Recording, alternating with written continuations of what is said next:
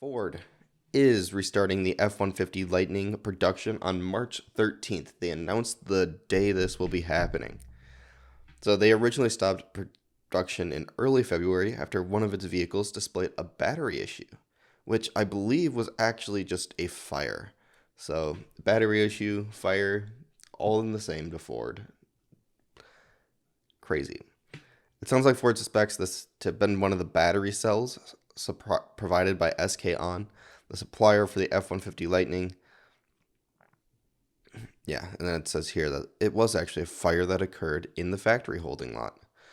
So Ford has invested heavily into this truck, clearly, and and the interesting thing here for me is that it's been on hold for such a while, and supposedly they have crazier demand than they thought they would, and they can't keep up. So how are they putting this thing on hold for several weeks and think they're going to be fine?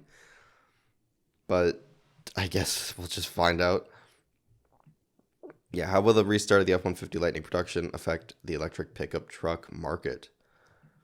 Probably not much, because if you can't keep up and you put something on pause, you're not keeping up. So it's just going to be longer till that thing's ready to go again. And yeah, I mean, it's one of the most popular electric pickup trucks. What challenges will Ford face for meeting the high demand? These discussion questions blow. But yeah, it's going to be hard to catch back up for one. And for two, I can't imagine that it'll be easy for Ford to go out of their way here. And, actually, hang on. Let me back up a second here. It's going to be wild to watch a company like Ford keep making these vehicles like a new model every year and then being like, yeah, it's the 2023, yeah, it's the 2024, yeah, it's the 2025.